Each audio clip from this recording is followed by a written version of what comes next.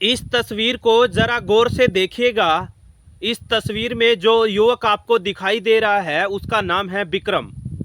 वही विक्रम जो कि दिहाड़ी मजदूरी करके बमुश्किल अपना घर गुजारा चलाता है, गुजर बसर करता है।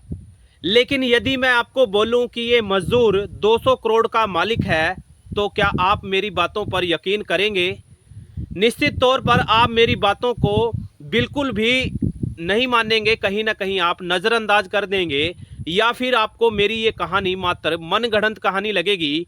लेकिन आपको बताता चलूँ, ये कोई मनगढ़ंत कहानी नहीं बल्कि सच्चाई है कि ये मजदूर 200 करोड़ का मालिक है। और जैसे ही ये कहानी घटना सोशल मीडिया के माध्यम से दूर दराज के इलाके में बैठे हुए लोगों को पता चलती है तो कहीं ना कहीं उनके भी रोंगटे खड़े हो जाते हैं।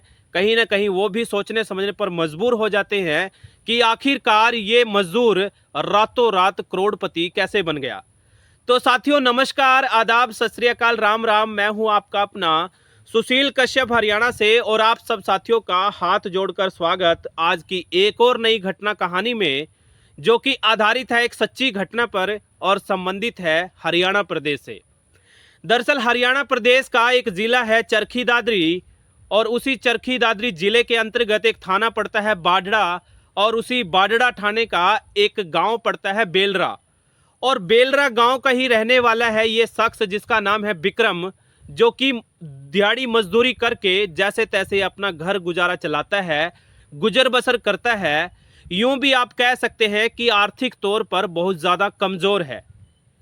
लेकिन होता कुछ यूं है कि एक दिन विक्रम के घर यानी गांव में बहुत भारी संख्या में पुलिस जवान पहुंच जाते हैं।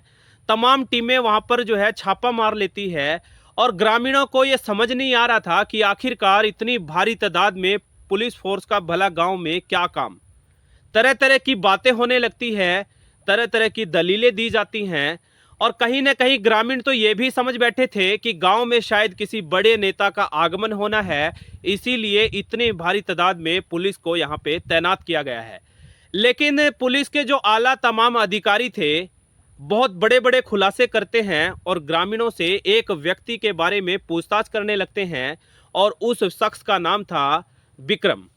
पुलिस अधिकारी बोलते हैं कि ये विक्रम कौन है, कहाँ रहता है, क्या काम करता है। तरह तरह के सवालों की बरसात ग्रामीणों पर कर देते हैं और कहीं ना कहीं ग्रामीण ये समझ नहीं पा रहे थे कि आखिरकार माजरा है क्या। पुलिस अधिकारी साफ और स्पष्ट लहजे में बोलते हैं कि विक्रम के खाते में 200 करोड़ रुपए डाले गए हैं और इसी के लिए पूछताछ करने के लिए ये तमाम अधिकारी यहाँ पर पहुंचे हैं। और वो जो अधिकारी वहां पहुंचे थे, जानकारी ये भी मिल रही है कि उन अधिकारियों में ज़्यादातर पुलिस कर्मचारी अधिकारी उत्तर प्रदेश के थे और साथ में हरियाणा पुलिस की भी तमाम टीमें मौके पर पहुंच चुकी थी। कहीं ना कहीं जैसे ही विक्रम को वहां पर लाया जाता है, विक्रम के हालात देखकर, उसकी स्थिति देखकर कोई भी सहज अंदाजा लगा लेगा कि ये मजदूर कभी जिंदगी में 1 लाख रुपए भी इकट्ठे नहीं देखे होंगे। लेकिन पुलिस की ये दलील थी, ये वादा दावा था कि उसके खाते में 200 करोड़ रुपए डाले गए हैं।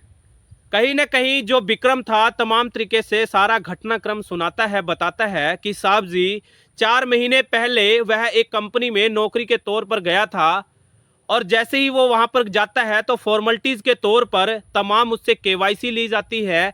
साथ ही साथ उसके पास खाता है या नहीं है इस बारे भी बोला पूछा जाता है। क्योंकि उसका जो खाता है वो नहीं था, इसलिए कंपनी ने उससे खाता खोलने के लिए भी बोला और उनके दलील पर यस बैंक में तमाम दस्तावेज को जमा कराने उपरांत एक खाता खोल दिया गया।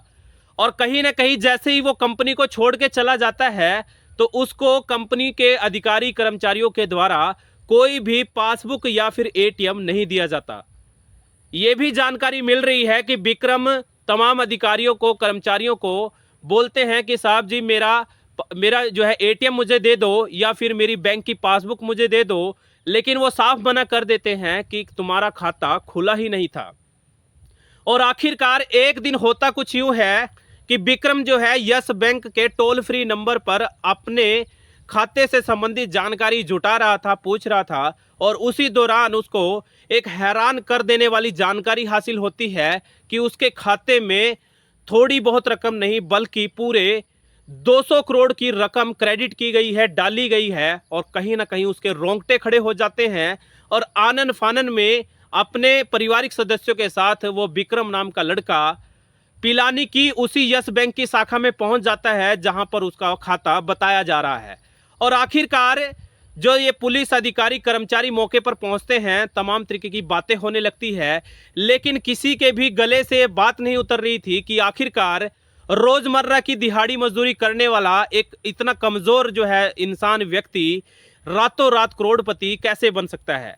और साथियों, जैसे ही ये घटना कहानी सोशल मीडिया के माध्यम से, प्रिंट मीडिया, इलेक्ट्रॉनिक मीडिया के माध्यम से देश दुनिया में बैठे हुए, दूर दराज में बैठे हुए लोगों तक पहुंचती है, तो कहीं ना कहीं लोगों के रोंगटे तो खड़े हो ही जाते हैं, साथ ही साथ उनके पांव तले जमीन भी सरक जाती है कि भला मजदूर आदमी के खाते में रातों रात इतना पैसा भला कैसे आ सकता है।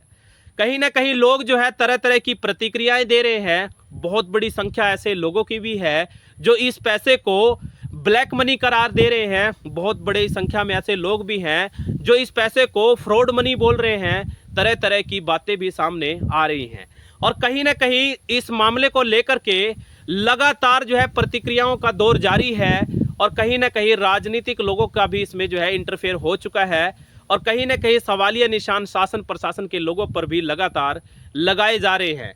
पारिवारिक लोगों की माने तो उन्होंने इस संबंध में माननीय प्रधानमंत्री को भी ईमेल किया है और उत्तर प्रदेश के मुख्यमंत्री माननीय योगी आदित्यनाथ को भी उन्होंने ईमेल के माध्यम से सूचना दे दी है और कहीं ना कहीं उनके ऊपर जो तमाम तरीके के आरोप पुलिस ने लगाए हैं उनको सिरे से नकार दिया है। कहीं ना कहीं जो पारिवारिक लोग हैं वो डर के साए में हैं, सहमे हुए हैं, सिरहन उनके दिल दिमाग में फैली हुई है।